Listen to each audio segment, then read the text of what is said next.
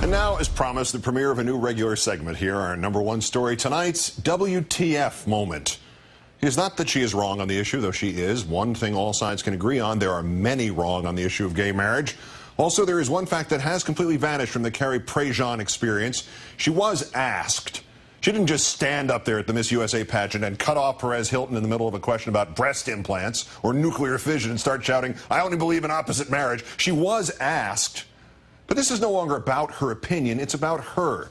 It's about the amazing, holier-than-thou, know-it-allism that she has exuded from the moment the question was asked, right through every complaint about how she was being unfairly paraded on the public stage as the evildoers foisted news conference after news conference onto her, and the anti-gay marriage group she joined, and as the evil left-wing media forced her to do interview after interview with the likes of Dr. James Dobson. I felt as though Satan was trying to tempt me and asking me this question, and then God was in my head and in my heart saying, "Carrie, do not compromise this. You know, you need to stand up for me. You need to share with all these people. If there were 95% of the people in the audience that were gay, you need to witness to them." God and Satan battling it out for the future of freedom of speech inside the head of St. Carrie of La Jolla. Where exactly, Carrie, were God and Satan when the Miss California people came to you and offered to pay for you to alter your God-given body with breast implants so you stood a better chance of getting what amounts to a better job inside the Donald Trump Miss Whatever company? Where exactly, St. Carrie, were God and Satan when you posed in only your panties as a teenager and didn't know the photographer with the camera and all the lights might be, I don't know, a photographer? Where exactly, St. Carrie, were God and Satan when, incredibly enough, the same exact thing happened again and another evil photographer took hidden surveillance photos of you without your consent and without the expressed written consent of the Commissioner of Baseball? While I don't know who released the photos from this morning, I do know who released the photos that were actually just released as of a few hours ago. And I find it appalling that a professional photographer would violate my trust by releasing an unauthorized and inappropriate image taken in between pose shots on a windy day, which I was unaware of. Which were you unaware of?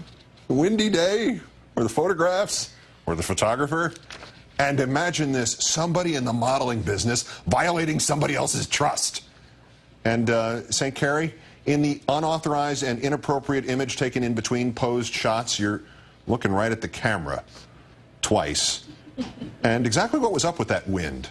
Windy enough to get a reaction from part of your body, but not windy enough to move your hair significantly? That's some kind of wind. Satan's wind. Your grandfather fought against that wind at the Battle of the Bulge. My grandfather served under General Patton during World War II. He never spoke about the Battle of the Bulge that he participated in as a rifleman. On April 19th, on that stage, I exercised my freedom of speech, and I was punished for doing so. This should not happen in America. It undermines the constitutional rights for which my grandfather fought for. Thank you for bringing us back to the two cruxes here. Firstly, you were not exercising your freedom of speech during the Miss USA pageant. Your freedom of speech, my freedom of speech, has nothing to do with something as crassly commercial as a beauty pageant, nor as crassly commercial as Donald Trump. On April 19th, you were an employee of USA Inc., of Donald Trump Inc. Unless you have a written contract guaranteeing you carte blanche, and nobody does, the pageant people also have the right to take that right away from you at any moment, just as MSNBC, NBC, or GE could take away this industrial version of free speech I'm utilizing right now. Yeah, by the way, about that, don't. This, St. Carrie of La Jolla, is exactly what your freedom of speech, what my freedom of speech consists of in its entirety. Congress shall make no law respecting an establishment of religion or prohibiting the free exercise thereof or abridging the freedom of the speech or of the press or of the right of the people peaceably to assemble and to petition the government for a redress of grievances. No more, no less. I'm sorry, but your grandfather did not fight to protect your right to answer a question during a network television soft porn special without consequences or fallout. And he did not fight to protect my right to criticize you on TV either. He fought to protect you from having the government stop us from speaking our minds.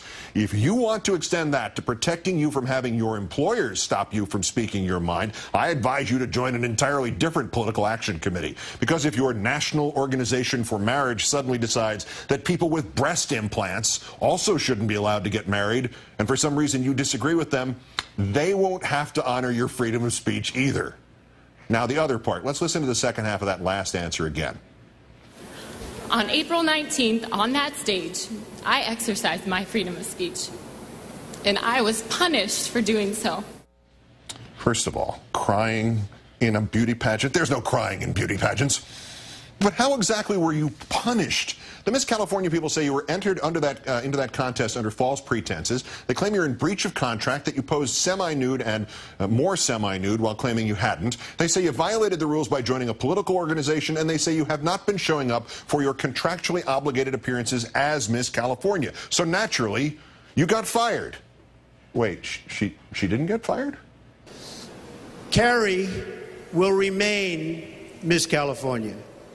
Very importantly.